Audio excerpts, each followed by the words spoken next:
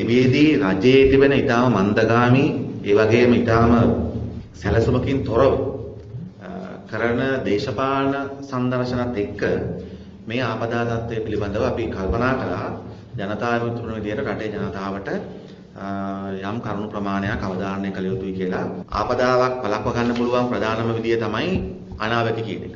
ඒ අනුව අපි අනාවැකි කීමක් කරා නම් අපිට මේ හඳුනායනක වළක්ව ගන්න හදිසියෙ බැරි වුණා ජනතාව ඉවත් කර ගැනීම හරහා කරගත හැකි ප්‍රමාණයක් තිබෙනවා. සහනාධාර ක්‍රියාවලිය ඒවට පණ නැහැ. ඒවට අදාළ කරන දේශපාලන පරිපාලන නායකත්වයේ ලැබෙන්නේ සමස්ත වෙච්ච පීඩාව ඇතුළේ මේක කළමනාකරණය කරන්න. මේ එන සම්පත් කොහෙටද යවන්නේ? කොහොමද ප්‍රායෝගික වශයෙන් මේක විසඳන්නේ කියන එක සම්බන්ධව ගත්තොත් අපිට දැනෙන දේ තමයි ඊටාම දුර්වල තත්ත්වයක තමයි තියෙන්නේ. ඒ වෙලාවෙත් පැහැදිලිව කිව්වා කලින්දු ඒ කියන්නේ අපි දන්නවා වායුගෝලය වෙනස් වෙනවා. ඒකට ඒ අනුව තමයි ඔය කැළඹෙන ස්වභාවයල් ඉස්මතු වෙන්නේ. ඒතර මේ වෙන විට අපිට පැහැදිලිව පේනවා ලංකාවට ගිනිකොන දිශාවෙන් හැමදාම ඉතින් තියෙන බෙන්ගාල බොක්ක.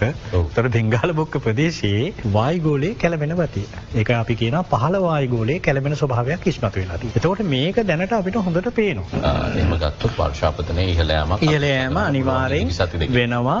ඒක දැනටත් අපි ප්‍රකාශ කරා. ඒ කියන්නේ 14 වෙනිදාන් පස්සේ ඒ කියන්නේ මේ හෙට අනිද්දා 14ම හරියට මොක වෙනව නෙවෙයි. නමුත් ඒ දින කීපය තුළ දැනට තියෙන වර්ෂාපතනයේ රටාව වෙනස් වෙන්නේ. කවදාකවත් සුලිකුණාටුවක් එකපාරට ඇවිල්ලා දාන්නේ නැහැ. ඔය විදිහට වර්ධනයක් වෙන්නම ඕනේ. එතකොට ඒ වර්ධනය වෙන ගමන් මේකේ ගමන් මාර්ගයේ එක් වෙනවා. ඉතින් වාසනාවට ගොඩක් වෙලාවට ලංකාවට බොහෝ දුරට අඩු සයික්ලෝන් තමයි ඇවිල්ලා තියෙන්නේ. හැබැයි මේකත් අපිට පේන්නේ දැනට කැළඹෙන ස්වභාවයක් තියෙනවා නම් ඉදිරි දින කිහිපය තුළ මට තියෙන එක්ස්පීරියන්ස් අනුව මේක අඩු පීඩන කලාප පීඩනාපාත මට්ටමට යන්න පුළුවන්. සුලිකුණාට කියන වචනේ දැම්ම මම කියන්නේ. හැබැයි ඒක තුළ අපේ ලංකාවේ තියෙන කාලගුණික තත්ත්වයේ දැනට තියෙනවට වඩා වැඩිවීමක් තියෙනවා. හැබැයි ඉතින් මෙහෙමයි වර්ෂාව එනවා කියන එකේ පොසිබිලිටි එක වැඩි. ඒ කියන්නේ ඒක සාමාන්‍යයෙන් අපි සැලකිල්ලෙන් ඉන්න ඕනේ මට්ටමේ වර්ෂාවක් ගැන අපි කතා කරන්නේ. පැහැදිලි. අවශ්‍ය කාරණා. මොකද ස්වභාවික විපත් කියන එක දැනුම් දීලා කිය ඇති වෙන දෙයක් නෙමෙයි. එකවර ශනිකව ඇති වෙන දෙයක්. ඒ එවැනි දෙයක් ඇති වුණාම ඒකට මුහුණ දෙන්න නම් ආණ්ඩුවට ප්‍රධාන වගකීමක් තියෙනවා ඒ සඳහා වෙච්ච පූර්ව සූදානමක ඉන්න එක. නමුත් අපි දැකපු දේ තමයි මේ ඇති වෙච්ච හදිසි ආපදා තත්ත්වයට හොඳ ප්‍රමාණවත් පූර්ව සූදානමක් ආණ්ඩුව පැත්තෙන් තිබුණේ නැහැ. ඒ නිසාම මේ විපත ඇති වෙච්ච මුල් දවස්වල ඇත්තටම ගත්තොත් ප්‍රමාණවත් ආකාරයට ආණ්ඩුවට මේකට මැදිහත් වෙන්න බැරි වුණා. දින දෙක තුනකට පස්සේ අපි විශේෂ අවධාරණයක් කරලා කිව්වා පාර්ලිමේන්තුවේදී මේ විපත ඊටාම බරපතලයි, විනාශ වෙච්ච ජීවිත, විනාශ වෙච්ච දේපල, පීඩාවටපත් වෙලා ඉන්න පුරවැසියන් ප්‍රමාණය ඊටා විශාලයි.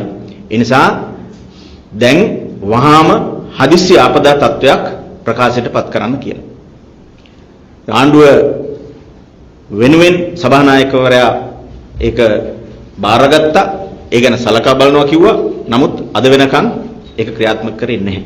ඒ නිසා තමයි අපි පැහැදිලිවම පක්ෂයක් විදිහට රජයට කිව්වේ මේක සරල නැහැ. ඊටාම සංකීර්ණ තත්වයක්. වහාම ශනික මෙහෙයුමක අවශ්‍යතාවයක් තියෙනවා.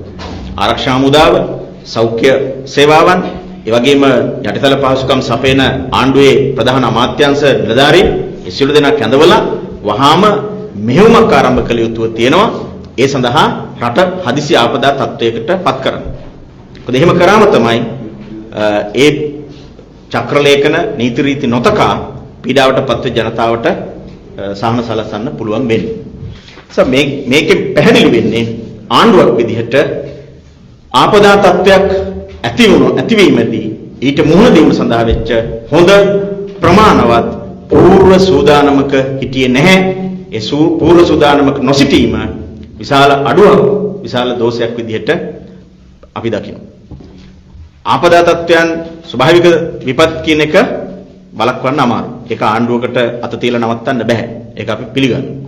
හැබැයි ඒවා අඩු කරන්න පුළුවන්.